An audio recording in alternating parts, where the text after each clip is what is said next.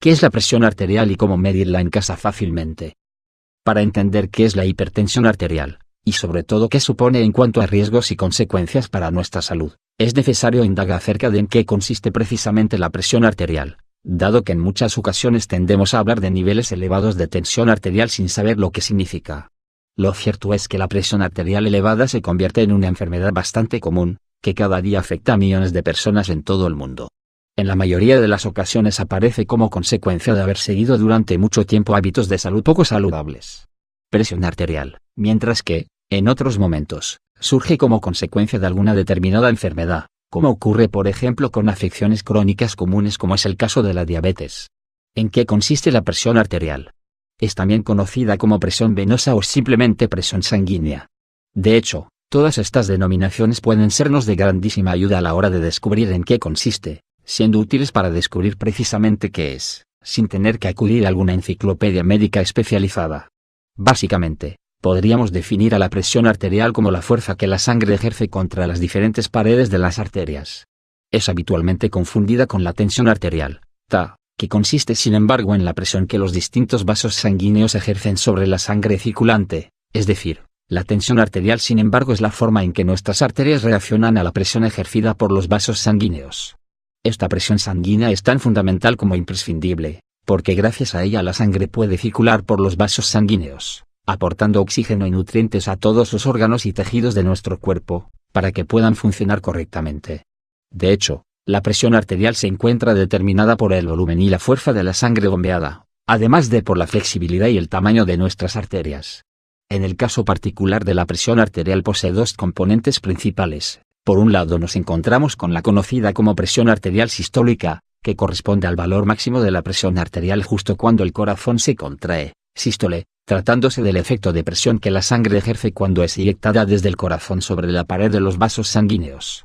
Valores presión arterial. Por otro lado nos encontramos con la presión arterial diastólica, que se corresponde con el valor mínimo de la presión arterial, justo cuando el corazón se relaja luego de una contracción, en preparación para su llenado con sangre circulatoria, entre latidos cardíacos. Se refiere precisamente al efecto de presión que la sangre ejerce sobre la pared del vaso. Dicho de otra forma, mientras que el número superior, presión arterial sistólica, representa la presión máxima que se ha ejercido cuando el corazón se contrae, el número inferior, presión arterial diastólica, representa la presión que existe en las arterias cuando nuestro corazón se encuentra en estado de reposo. Por ello cuando nos medimos la presión arterial esta tiende a expresarse con dos números separados por un guión, el primero corresponde a la presión sistólica, mientras que el segundo corresponde a la presión diastólica. Dicho sea de paso, la conocida como presión de pulso es la diferencia entre la presión sistólica y diastólica. ¿Sabías que la presión arterial cambia continuamente?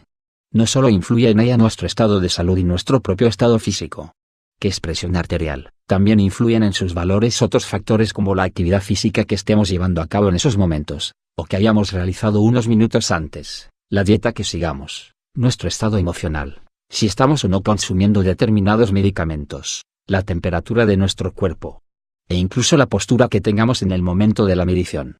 ¿Cómo se mide la presión arterial? La presión arterial se mide siempre cuando estamos sentados, con un brazo apoyado sobre la mesa, el cual debe estar ligeramente doblado de forma que se encuentre al mismo nivel del corazón. Además, es importante que las mangas de la camisa se encuentren cómodamente enrolladas, y que la parte superior del brazo esté descubierta. En caso de que la medida de la presión la realice un profesional médico, el especialista envolverá el esfigmomanómetro, ciñéndolo bien alrededor de la parte superior del brazo, aproximadamente 2,5 centímetros por encima del pliegue del codo. Medir presión arterial. Luego palpará el pulso para localizar la arteria mayor en el interior del codo, colocando ahora la cabeza del estetoscopio sobre ella, justo debajo del esfigmomanómetro. Ahora cerrará la válvula en la pera de caucho infladora, para luego comprimirla rápidamente para inflar el esfigmomanómetro hasta que el medidor marque 30 mmHg por encima de la presión sistólica normal. En caso de desconocerse este dato se infla hasta los 210 mmHg. Luego la válvula se abre ligeramente, lo que permite que la presión disminuya gradualmente, registrándose el nivel en el medidor a la vez que escucha el sonido del pulso de la sangre. Esta es la presión sistólica.